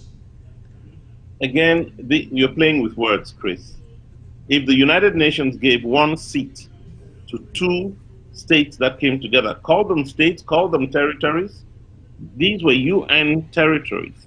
The UN did not create a seat for the trust territory that Cameroon was in 1961. It created one seat in October of 1961 for a state that All was a right. combination Let's take the of two next territories. caller, please. Let's take the next caller. Hello. Hello. Hello, sir. Yes, sir. May I know where you're calling from, please? Yeah, my name is Frank. I'm calling you from the Washington, D.C. area in the USA. Okay. And what is your contribution, please? Yeah, I want to say that I want to try to be very respectful towards my elder brother, Eric Chinje, Mr. Eric Chinje. But I would like to say that people like Eric Chinje are very dishonest intellectually. And as to the best of my knowledge, I know that Eric Chinje left Cameroon because he was disgruntled about the treatment he got from these same people. And now he is feeding fat in the USA and has just received a sugar-coated position from La République du Cameroun to continue enforcing the enslavement of the people of Ambazonia. What, if I may ask, is the meaning of a special status that Eric Chinje is talking about here, as described by La République? He says that the Biafran War was resolved in Nigeria. Does he as well know that Laurent Gbagbo had to travel to Ouagadougou to resolve the conflict in his country, and that Kabila had to move to Saint City to resolve the conflict that was in his country? If having a nation recognizing Ambazonia would be what Mr. Eric Chinje wants to see, so as to be able to ascertain that Ambazonia is a reality, I want to promise him that he should give us just the next few months and he will see that come to happen. And even if that is not going to happen, this thing is not going to go like it has been before. If there will be no Ambazonia for Ambazonians, there will be no Cameroon for nobody. That should be very clear. All right. I think that the taxpayers' money should not be wasted in bringing people who are so dishonest, like Mr. Eric Chinje, to come and be insulting people on our national TV. All right. Thank you. Thank you for the call. Thank you for the call. That Eric Chinje is currently working for. I want to ask him if La République is democratic. He's saying that he cannot. Is La République itself democratic? All right. Let Thank me you. answer this question to Ambazonia. Thank you. I think you very much, Eric is listening to you, and I will allow him the opportunity to answer your question. Thanks for calling. Yes, thanks Eric. again, Chris. Thanks again, Chris. And I think our younger brother Frank needs to calm down, needs to be less emotional, and needs to try as best he can. Eric, when I'm sorry, I will intervene in here on behalf of Frank. When you talk about emotions, there is absolutely every reason for people to be emotional on this subject, because people are dying. People's homes have been destroyed. My mother is behind bars for nothing. People have to be emotional. Okay, I take that back, and I'm willing to let him be emotional, but not to lose reason. First of all, he accuses me of intellectual dishonesty, that I said that I left Cameroon administration, and I want to tell him it me. I did not leave Cameroon out of frustration. As a matter of fact, when I decided to sign a contract with the World Bank in 1992, I told the bank I have to go back home and see what the circumstances are before I agreed to sign a contract with that institution. So I had to go back home. I got back to Cameroon and I realized the country was off the rails and has been ever since.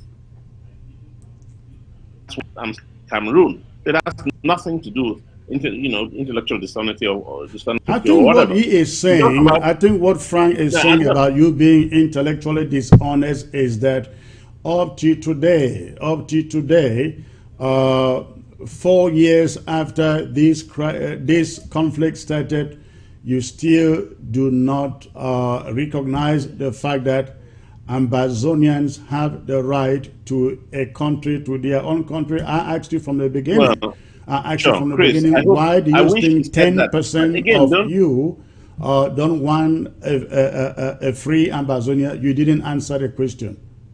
No, I'll answer that if you want me to answer that. I'm reacting to what he said, and when he talked about intellectual dishonesty, he connected that to my living in Cameroon. If you ask me another question, ask me. But I was taking down notes. This is the point. Let us live with truth, my brother. This guy said, I left Cameroon out of frustration. I did not. He said, I've accepted a position from the Cameroon government, and I want to say it as emphatically as I can. I made it clear. I have not accepted a position from the Cameroon government. I made it clear to them I'm not available for a position. Were you approached to be in between this conflict between Ambazonians and French Cameroon? Absolutely, sir. Absolutely not. I don't know how else I'm going to say it. I'll just say this. If you the truth, and those truths are truths, you will triumph. But if you dabble in falsehoods, that's what will come to you. I'm giving you my absolute truth. I have accepted no position from the Cameroon government. I was not offered one. I do not seek one. There was a discussion about how I could help, and I said, I don't know how I can help except do what I do. That is the absolute fact. So let's not fake something and want to impose it on the conversation. All right. And he asked thanks for that response. Let me get the next caller, he asked please. about the special status, and I'm hoping, to take position, I'm hoping that this special status will give us a level of autonomy we've not had since 1961. All right. Thank you. I will be the first to disown it. Let me take the next caller. Thanks for that response. Hello, sir. Hello. Hello. Yes. Yes, may I know where you're calling from, please? Yeah, my name is Paul. I'm calling you from Cameroon. Where precisely? What city? What town? I prefer to say Cameroon. Cameroon. Okay, you mean French Cameroon. Go ahead. What city? What town? From Yaoundé. Okay, that's a colonial capital. Go ahead. Now, Mr. Chinje appears to try and waggle his way through questions put to him. And I have this question for him. Does he sincerely believe in what he is telling us, or he is just doing a job he's been paid to do? I can answer that. I hope Eric is listening. Again, I won't advocate for him. I think he has said that he has not been offered. He was approached, but he didn't accept to do anything. Eric, if I'm wrong, please correct me. Does he believe? Yes, I'm being very clear. I was not. Can Paul listen? All right. Thanks for calling. Let's allow him answer the question, please. Thank you for calling. So again, he's dabbling in false. I was not offered a job, and I did not seek one. I said there was a discussion about me in the, ensuring that this dialogue took place, and speaking on behalf of the diaspora and so on, or some from the diaspora, which I did. I was not offered a job. I was not, and that's that story. If he wants to continue to deal in these false, I say the truth will triumph. So I hope that answers Paul's question.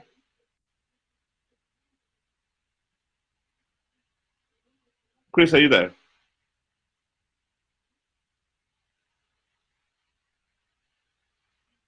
I can't hear you. I can't hear you, Chris. Can you hear me? Hello? I can't hear you. No, you must have pressed something. Oh, can you hear me now? That's it. Yes. Thank you. you. Hear you now. Yeah, I'm getting you very well. I'm calling from Baminda, Cameroon. I have a question for Eric Chinje. Okay. I know very well that he first of all started by refusing that he is not a Southern Cameroonian. I have this question to ask him. From the date of independence of La République du Cameroon, 1st January 1960, was Santa part of La République du Cameroon in that date of independence? Second question, by 20th of September 1960, when La République was admitted at the United Nations, was West Cameroon, or let me say, as they call it, Northwest and Southwest, part of that admission at the United Nations? And by that particular time, does he believe that at that time there was a government in the then formal West Cameroon with the Prime Minister, John Go Foncha? Does he accept that? And why is he accepting that he doesn't belong to Southern Cameroon and he is from Santa? Eric, it's your turn to answer the question, please. Yes, very, again, Thanks for calling. I thank, yes, and I thank our friend. Was Santa a part of La République in 1960? Absolutely not. Santa was part of a trust territory that was governed from Nigeria. And that changed in 1961 in a referendum organized by the United Nations. We may not have, if we had a choice, would have had that referendum seek a third way. But the referendum gave us two options. Do you want to belong to Nigeria, or do you want to belong to La République? Do you want to reunite with La République du Cameroun? So Santa was not a part of La République du Cameroun. But Santa was part of the Southern Cameroons, of course, right? Yes, and Santa was a part of the Southern Cameroons that became So West he is Cameroon. asking, why don't you consider yourself a Southern Cameroonian?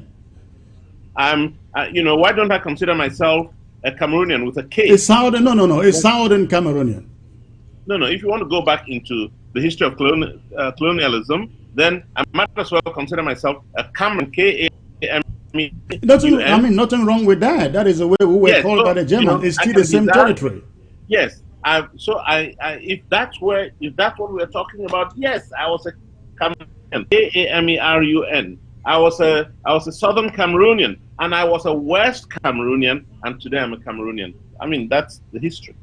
If I may ask, why do you try so hard to avoid identifying yourself as a Southern Cameroonian? I realize you would rather say you are Anglophone Cameroonian than say you are a Southern Cameroonian or Ambazonian. Why is it so hard for you to come to those terms? It's not hard, Chris. I've just told you. I am all of those things. And even before Cameroon of the Germans became Cameroon of the Germans, my ancestry is in that soil.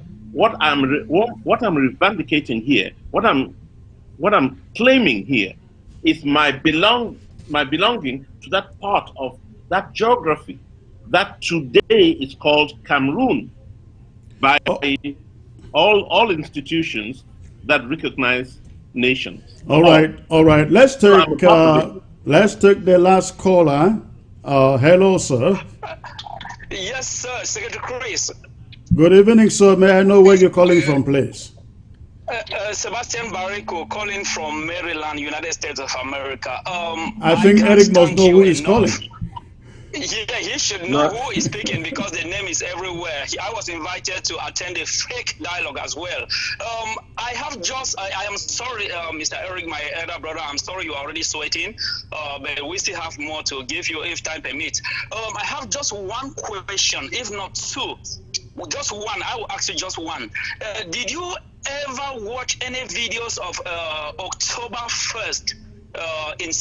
Like October 1st celebrations of the Southern Cameroons, and if you watched, what did those videos tell you? Thank you, Secretary Chris. Thanks for calling, sir. Eric, over to you, sir. Yes, two things he said. One, I'm sweating. I never sweat before the camera. So again, I think we'll do well if we were courteous with each other. We'll do well if we dabbled in truth, not untruths. So my friend... are you saying that the last caller is saying his statement that there were these massive rallies on October 1st is not true? I haven't gotten to that. Okay. I haven't gotten to that. So I want to tell our friend Sebastian, who thinks I know him, that I don't. I don't know who he is. Okay. I don't even. I'm just finding out that he was invited to the dialogue, which is a good thing. I hope I hope you received an invitation at least. But let me say this with regard to October 1 celebrations, and I've really not had time to look into, to watch the 9,000 or 11,000 actually messages I have on my phone, on my WhatsApp messages. I haven't had time to do that. So are you really looking at your camera and telling, I have 1,000 over 500 watching on Facebook, I have 728 watching on YouTube, and there's probably another 1 million on ground zero watching this. Are you looking into those cameras and telling them, listen, I'm sorry, I've never seen your October 1st demonstrations or rallies? Are you serious? No. I was just going to say this. If you see, I'm trying to let you see how many messages. That's it. Can you do that? Yeah, I see that, but Okay. what I'm saying is, are you really being honest to say you have not watched any of those rallies from 2018, 2019, or the October 1st celebrations? No, I saw one in 2019. So one of the October, the marches in Lebialen. I saw that. What did you make of it? Oh, I thought it's an expression of what the people of the people's wish. So yes, I saw that. And then in 2018, I must have seen one or two or a few others. You can see the number of messages. I've been extremely under. I've been over the last 3 months in Morocco, in Germany, where I am right now, in Cameroon, in Botswana. I've been extremely busy, Chris. I don't spend time. You've just seen 11,000 unread messages. If I showed you my email, what's in my email box, it's the same thing. So look, but I want to be honest. I want to be as clear as possible. This is my position. I want peace in Cameroon. I will do anything for peace to return to that country, for Bamenda's economy and Kumba's economy and Limbe to pick up again. They've been destroyed. For children to go to school. The problem with that is when you say you want peace in Cameroon, the 8 million, the overwhelming majority of 8 million Southern Cameroonians say, we don't know what you mean by we want peace in Cameroon, because they want their own country. Okay, very good. I mean, and I cannot deny them that. I just wish they could, all I can say is good luck with that. I hope that we can do it at less of a cost, but maybe this cost has to be paid. Maybe I'll be alive to see it happen. I can tell you, I wrote, and those, the people who say, oh, no, where is he coming from? I was one of the first to write to the leadership of Amazonia, what has today become the leadership of Amazonia, back in 2016. And what did you write them and say? Appealing for the need for a strategy. You cannot go into a war, you cannot go into a crisis situation without a strategy. And so I've done that. I've come out with positions. I've written. And what was your advice for that strategy? What did you ask them to do? Well, I mean, it's there. There's if you look at the publication of the Foreign Foundation, there's a publication. It was published there. And your advice to them was on the need for a strategy, and I gave the elements of that strategy. The need for strategy for the fight for an independent Southern Cameroons. If that's what you're going to fight for, please develop a strategy. That's what I said. All right, thank you. Let's get the last caller. Hello, please. Hello. Hello. Where are you calling from, sir? I'm calling from Norway. Okay, thanks for calling. What is your comment or the question, please? I have two things in mind. First is a question to Mr. Eric Chinje. because this program, first of all, I want to thank you so much, ABC team, the Amber TV, for the great work. First thing is, Mr. Chinje, I want to ask you, you just came back from home. Did you go to Santa, where you come from? And if you did you meet people, the local people, and did you talk to them? What are they telling you? What did they tell you? Okay. Sorry, what did they tell you about what is going on? Yes. And did you ask them questions? Yes. Second thing is that we, the Southern Cameroonian community in Europe, we are organizing a festival in Sweden. I see the audience here is very big. Everybody in Europe and across the world, we're inviting everybody to come up to Sweden, come over to Sweden and support our people who are dying on Ground Zero. Please, even those that will not be able to travel to Sweden, we are appealing for funds to help our people so that our people should not be killed in the bushes.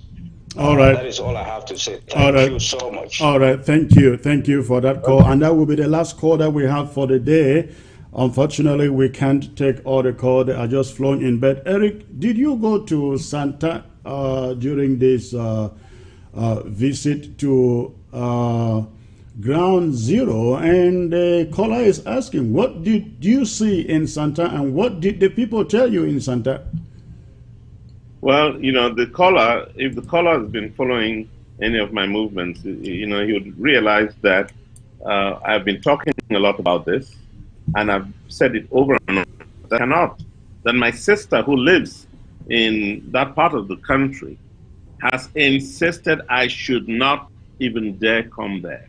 Why? Because the price tag that will be put on me if I'm kidnapped would be too high for the family. Is this because you're not considered a Southern Cameroonian?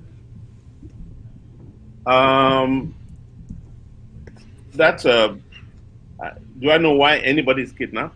Do I know why? I have no clue. I mean, you are a very, very popular figure. I mean, you are a celebrity. So obviously, in that territory. Why would they kidnap you? Well, they've kidnapped better people than I. So, anyway, I'm saying what my older sister told me over and over: do not come. I've said I want to just come and see you. And she said no. They'll check your papers. They'll know it's you. You'll be kidnapped. So anyway, that's don't you think that is because we're on the wrong side of issues here? It could be. I don't want to debate it. I don't know why people are. Why they want to force their side of the issues on me. It still beats my imagination, like everybody seems to be doing. Because their parents are dying, because their children are dying, because their children are not going to school, because their homes are burned, and you are very insensitive to their plight. Of things, Chris, and I hate what I would reject with everything in me what you've just said. One, I have been saying over and over, and I've said this since 2017, about the need for this Cameroon government to pull back the army. I have been saying that over and over. I have written to President Biya insisting on that. And I keep saying that on television, in the newspapers. So do not tell me about killings, because I have been fighting against for everything that would stop the killings in Cameroon. I have, even with regard to Ayuk Tabe, in my last interview, in many of the interviews I've given, I've asked for Tabe to be brought out of jail, put in the most comfortable possible in Cameroon, and allow him to meet with all of his people. They should be given the guarantees that they can come and meet with him. I said this on television. Sorry, Ayuk Tabe's family. Ayuk Tabe's family lives in the diaspora. He hasn't seen or talked to his family for going to 2 years. Why would you even think that he should be released and put somewhere in Cameroon? Why should he not regain his complete freedom? I said, look, Ayuk Tabe should be put in circumstances where he can receive all of his people. There are many possibilities. If the Americans, for example, decided to receive him and keep him in one of the embassy locations, they have places where they can receive people. He can go there. There are lots of places where Ayuk Tabe can be kept. But No, but you're not answering the question. The question: why should he be kept? In your own words, in Cameroon, why should he not regain his complete freedom to travel abroad, meet with his family? I wish I could say that, but say he should be. Because you are making a recommendation that yes, I am advocating for his release, but they can release him and keep him somewhere. I'm not the government. I give what I believe. I believe in processes, and I think that could be the first step in a process. So don't condemn. If you agree or not agree does not make does not change or dismiss the value. And this is a recommendation I've made publicly, Chris. And I really, why? Because I want peace. I want the killings to stop. I don't know what it is you guys are telling me. No. I think we all agree. We all agree on that. And now, on that note, you also said you have written to Paul Biya to withdraw his troops from Ambazonian territory, southern Cameroon's territory. Would you look? Look. Okay, great. Would you once more look at your camera and say, Mr. President, I love you, but I would love also that you withdraw your troops from the southern Cameroons. Yeah, Mr. President, I love my country. Please and withdraw your troops from that part of the country. Thank you very much, Eric. Thank you. I really appreciate you honoring my invitation to be here for this tough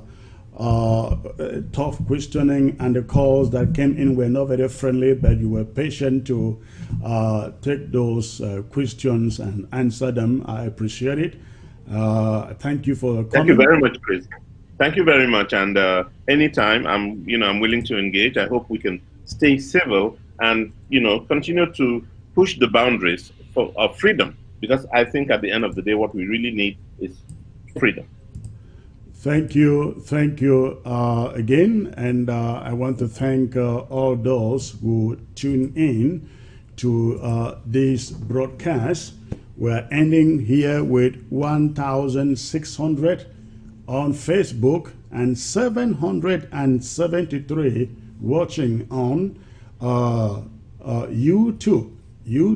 And of course, we also want to thank the millions who are watching on Ground Zero. I promise we have a very, very special announcement that I shall be bringing to you tomorrow, same time, 8 p.m. Amber time, about security, very much about security and the Ground Zero restoration fighters. I want to encourage you to tune in for that special broadcast tomorrow. Once more, I like to appreciate Eric Chinje for honoring this invitation to be here, and I want to wish all of you good night.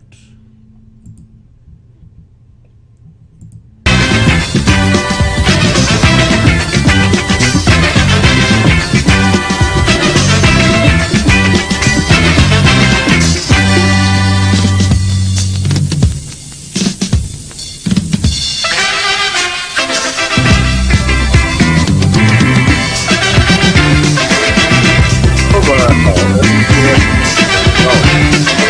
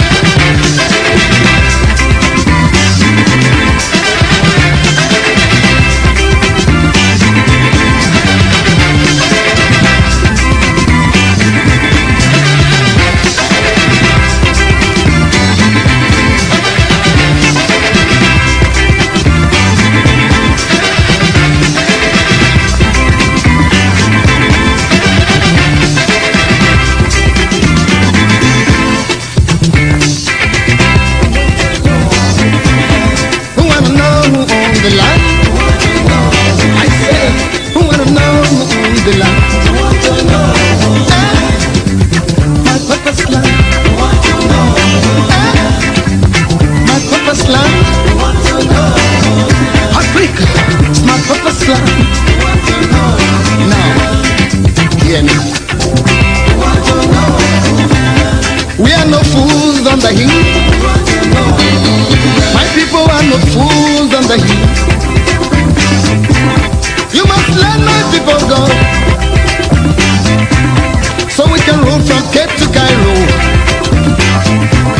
You must free my people's hands, so we can rule our purpose land. I wanna know who owns the land. Who wanna know who owns the land?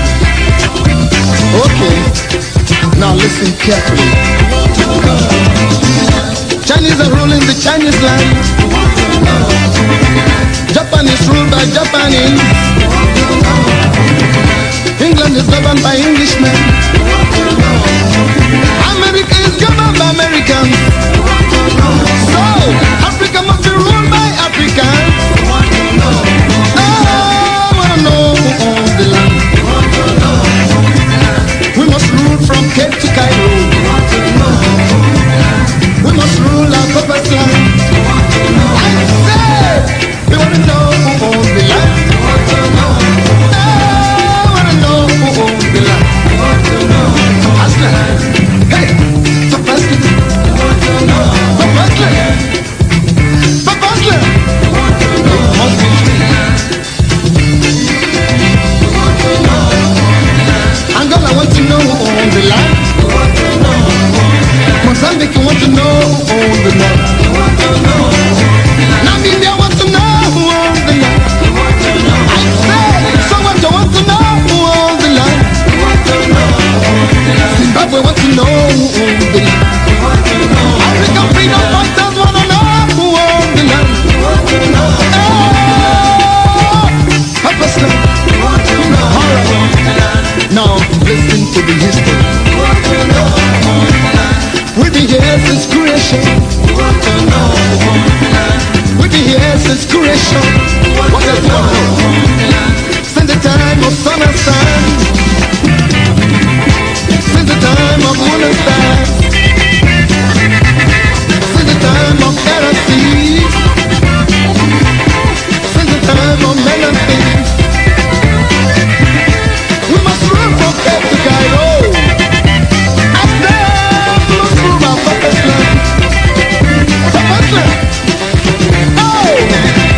Okay, now I want to talk to my people.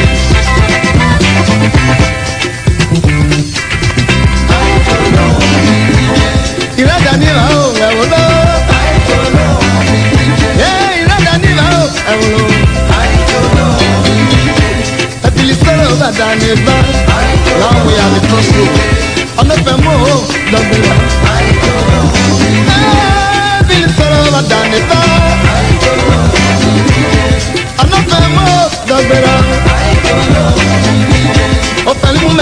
Baba